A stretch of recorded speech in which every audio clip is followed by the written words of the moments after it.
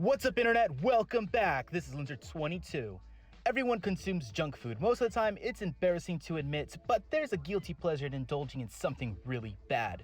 Now, I'm not talking about food because this is obviously not a food channel. Although if I could get my hands on some tasty video game themed pastries. No. Today, I'm talking about junk food video games. Games so bad yet so addictive. But before I get into it, let me just remind you guys that this is a forum discussion video. So if there are any really bad games that you really enjoyed and you feel addicted to, let me know down below for a discussion and subscribe for more content. Honestly, there are tons of games that fit this criteria, but I am going to keep it simple. So here are 6 junk food games I've indulged on in the past. Now, before I start, I did get a friend of mine to help me out and round this list. So 3 of them are mine and 3 of them will be his. Take it away, Loki. What's going on, Linzer? And what's going on, Linzer's audience? Thank you very much for having me here, man. I really appreciate it. I'm just here to ruin your channel, one opinion at a time. So let's get right to that. Number 1. With all that said and done, what was my first game? What will it be? Well, to be honest, it's probably a game that many of you thought of first when you saw the title of this video, and that's Dynasty Warriors. It's pretty popular when considering junk food video games, but it's got to be on the list because that's literally the first thing I think of, so it's just going to be on the list. Now, what I'm talking about is not the first game in particular or any of the games titled Dynasty Warriors, but for me personally, it was Hyrule Warriors. This franchise makes you feel like you're playing a game with so much depth. You feel like you're fighting a huge war, so many people, so many things are going on, there are so many variables, you are protecting your kingdom. The sad reality is, nothing except mindless hash and slash is really going on. You're literally just button mashing and following all the arrows that are pointing you in the directions that you have to go to. It's literally mind numb, but it's very, very fun and addictive. This game is essentially equivalent to a bag of chips. They're not really that good, but the saltiness keeps you munching with no regrets. Number 2. Right away, I'm going to go ahead and start with a pretty controversial one. It's a pretty spicy opinion here, but one of the first things that came up to my mind is a very greasy, oily, very junk foody type game, which admittedly I always end up going for, which is Call of Duty. 1 through 100, every single one of them. Yes, Call of Duty. I know it's so popular, it does so well, it comes out year after year. That's part of the reason though. And though I admit to be a victim of this junk food, I'd like to paint a picture for you. Even with their high points considered, some of them might even be considered fine dining and not so much junk food, like I said. But that's the thing, considered. Imagine this. A nice little restaurant opens up. You're able to get a medium rare steak. Very well done. With a baked potato. Oh yeah, baked potato. With like some sour cream on it, some butter, some chives. You gotta add the chives. Imagine yourself that. And then all of a sudden, you get hooked. But now this time, things have changed. So now, all of a sudden, you don't get to enjoy your little leisurely time, just relaxing. You go ahead and just go through a little drive-thru. You go through the first window, and by the time you're paid, you're ready to get your food almost. Just that second window. But no, once you pay, you now have to buy the chives, the sour cream, the butter, everything completely separate. You know what? They would even charge you for the steak knife. The steak knife for the steak. So sounds nice in concept, but you had the full meals included, but now all of a sudden it's just the same rehashed thing. Sure, it's more convenient because it's just like a yearly type of thing, and yeah, they had 2 studios and all that. But when you consider it, what would you rather have? Like the quality, well, like medium rare or well done, or whatever vegetarian option you want to go ahead and plug in there, or do you want just instant fast food steak? So Call of Duty, to me, is drive-through steak. But hey, it was ready by the time you got to the second window. Number 3. My second game is actually a terrible game, I think, with no redeeming qualities. Well, maybe a few. It's a game I turn on now and play for 5 seconds and say to myself, how could I have ever liked this? And that game is Primal Rage. Now, I know that there are fans of this game at this moment. In fact, when Primal Rage 2 dropped, a lot of people got excited. But this game was not a game I played because of how well crafted and designed it was. No. It's because I was 9 years old and I saw fighting dinosaurs and I immediately lost my mind.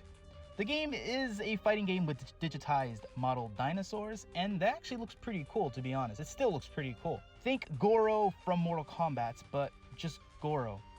As cool as it sounds in terms of gameplay, it wasn't that good, and I still think it's not that good, and I honestly think that this game has not aged well. I do want to give a shout out to one really cool aspect that I think is really cool, and that is the fact that the dinosaurs you play as can eat the humans in the bottom to regain health. I mean, that is a really cool way to recover in the middle of a fight. Now, in terms of junk food, I'd say it's an expired generic birthday cake at your local market. It's made with cheap ingredients. It once looked good, but it's aged so badly it makes you sick. Number 4. So that last opinion may have been a little bit too spicy. So I'm going to cool it down a bit with a much less popular game. If you can call it that. A game, that is. Because I saw myself pouring hours and hours into this. And you know what? I'm not exactly sure why to this day. Because it was much more of a glorified chat simulation. And if it was still around, I'd probably hop back in right after this video anyway. So I'm kind of glad it's not around. But alas, the servers are down and the world will never see its like. PlayStation Home is what I'm talking about. And yeah, I know, Lindsay, I can hear you already.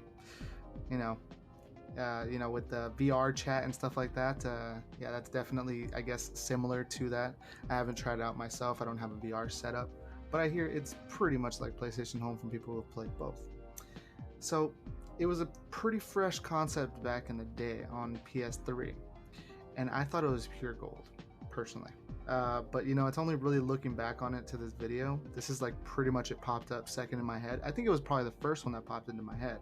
It's pretty much just a 3D chat room with not much more than your imagination and your pseudo social skills to get you going. That, I guess, kind of made it a game in your head. I mean, it was entertaining to me, you know, just chatting it up, going to different locations. Because every once in a while they would introduce like a new zone, like a new apartment, something like that, that had to relate to like a new game that had just come out. And it was pretty awesome for a bit. Kind of like an extra scoop of ice cream on a hot day with unnecessary swirls of pure sugar and pretzels and sprinkles that really don't taste like anything. Why do people put sprinkles on things? I don't understand that. It's just decoration. Anyway, is it really necessary for that, you know, new triple scoop Shrek flavored thing or Spider-Man sponsored red and blue swirly ice cream? No, it's not. But I mean, is it fun? I mean, you know, kind of, you know, and you still finished that waffle cone, didn't you? You fat bastard, didn't you? Yeah. You know what? Yes, I did. I did finish that scoop. And you know what? I don't regret it one bit. You know what? Get me another waffle cone. Get me a banana split. There you go. And I ain't splitting it with you. That's for sure.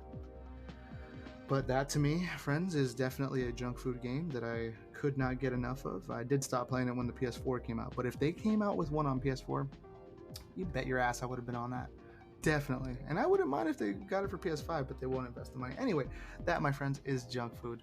I could not stop chatting. I could not stop customizing, walking around, going to little arcade games of actual games.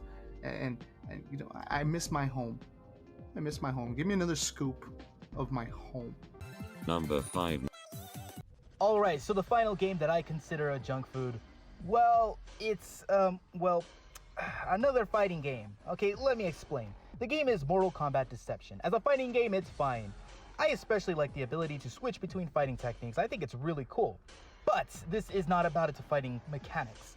Those were actually great. No. This is about its story mode. Yep, Conquest mode. The story mode has you following the life of Shunjinko. It's an open world where you explore and talk to NPCs with terrible voice acting. This mode literally taught me how to play the game, because prior to this game, I was terrible at every single fighting game that I've ever played. Even if technically the story was pretty bad, I got hooked pretty quickly. I never cared about Mortal Kombat lore until this mode. To say this is the best mode in the game would be wrong, because clearly that goes to combat chest. Ed Boon, please bring back combat chest. Please and thank you. But I snacked on this mode and indulged in it, even though technically it was pretty terrible.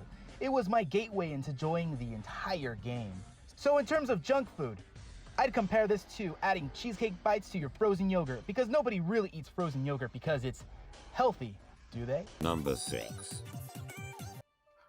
So this last one here, it's very difficult for me to admit.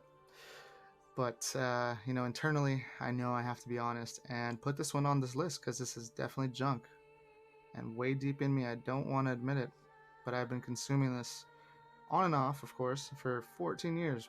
This junk, like a little can of soda pop. I know it's rotting away at me, slowly but surely. There's always a new way that it's going to get me back in there. Just going to open up another can. A new cherry flavor? Hooked. New grape flavor. That's my new thing. Tired of that one? Oh, move on to the next. That's right. It's World of Warcraft.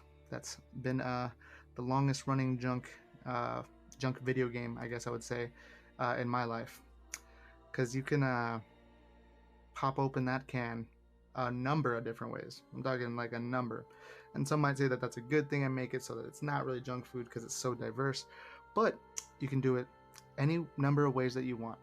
And they don't care. They just want you to be in that game. You could chug it down, you know, like you never had one before, or you can take it slow and watch your life wither away one sippy click at a time. Sad to think about, but the game is enjoyable even today to me, honestly, even though I know it's junk. But the reason that I play necessarily, like I think with most people, they don't really know why. Because most of the players I know kind of get a little bit lost. Like, why am I even playing? What is even going on here? It's just like, some people say it's nostalgia, all this and that, habit, the instant gratification, but most players like me will just find themselves wondering. It's not like back in the day where it's like, you know, like even a level felt instantly gratifying. It's been 14 years. A level's not really going to do it for me, you know? Like I need a little bit, you know, a little more and more. But the amount to do anything meaningful and of real satisfaction in that game is fairly high still. It's not as high as it was before because it was pretty slow before. But once you achieve said goal, right behind it is usually another carrot on a stick flavored soda. Right behind it. Right after you were just, you know, trailing after that the whole time. It just gets like yanked and you just, it's like you never even got it. You know, that's pretty much the illusion behind the game. And even though I can see past it, I still keep going. So yeah, that's definitely soda pop wow comparison. But once again, thank you so much, Linzer, and thank you very much for his audience for putting up with me here. You guys can go ahead and follow me at Lord Loki 1232 on Instagram. I do have a YouTube channel that I'm not using at the moment. I'm actually writing all my scripts right now, so you guys can get ready for that. If you guys can, go ahead and subscribe to me at Lord Loki 1232 on YouTube. So that all being said, I gotta go catch a raid and WoW. Peace. But what do you guys think? Do you guys have any junk food that you like to enjoy? If you do, leave it down below. And if you like discussion videos much like this one, subscribe and I'll be back with more.